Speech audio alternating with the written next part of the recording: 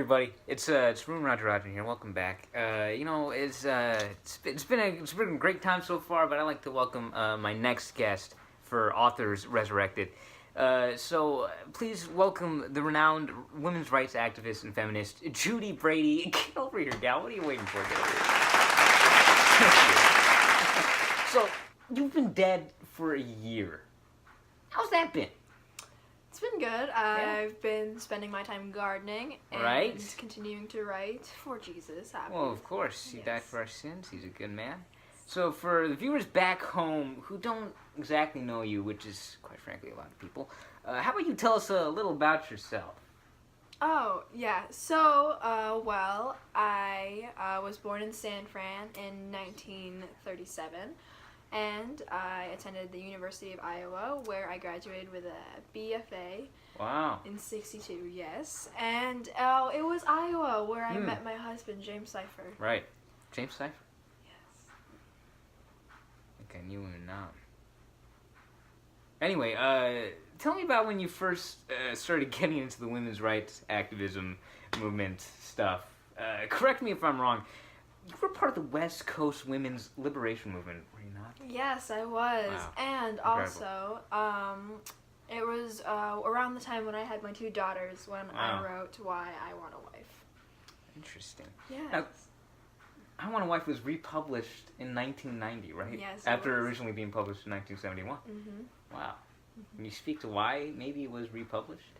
I just felt that the social issues were just so relevant and they were still so prevalent during these times that it was necessary for multiple generations to see my work. And so they could maybe relate to it in some way? Of course, yes. Right, that's good. So, that's cool stuff. So for this show, we talk a lot about the figurative language that you use and the authors use in their pieces. You specifically use quite a bit.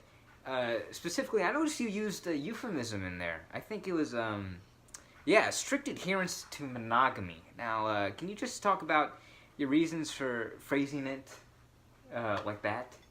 Well, it is a euphemism, and for infidelity, if you didn't know that.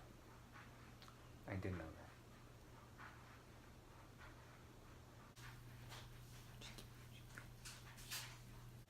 that. Hey, I'm talking to you.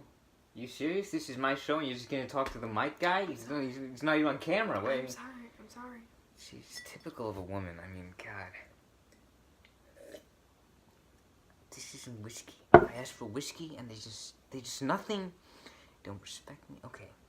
Anyway, you were saying something before you were being incredibly rude? Yeah. Well, I added it because I thought it would add to the humor of the piece, and it made sense since this is coming from a man's perspective, and they would try to beautify their adultery by avoiding the A word. The A word?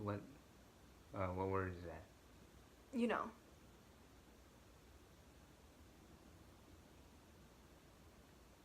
Affair. Okay, moving on.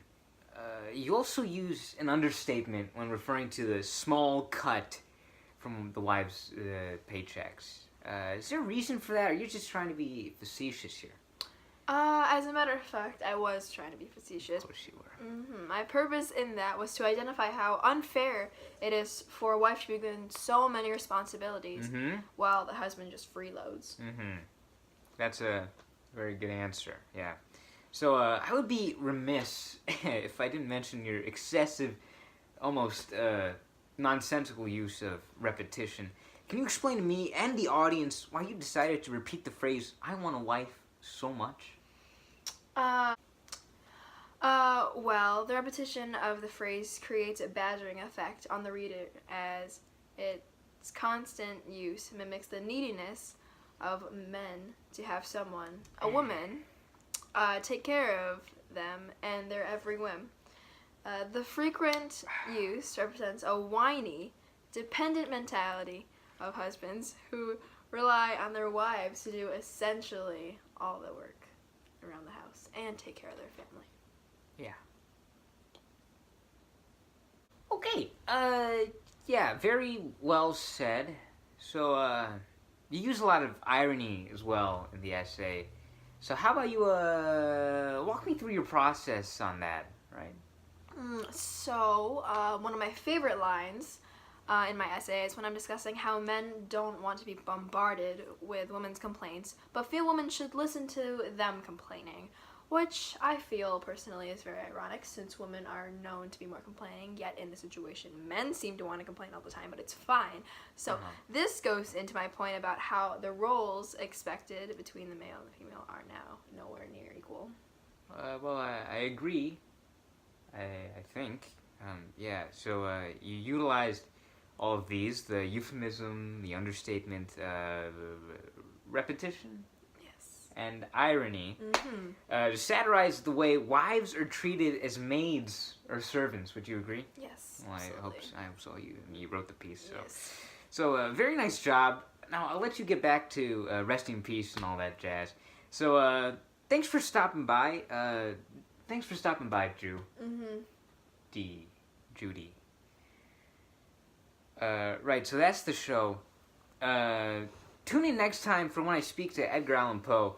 I'll make sure to bring some whiskey that time, because he's a drunk.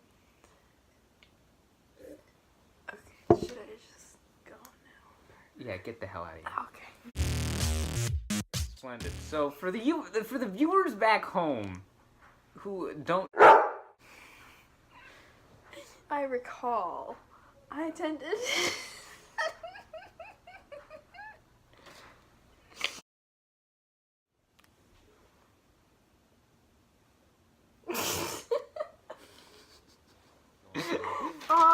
Okay. Tape, please. Recording.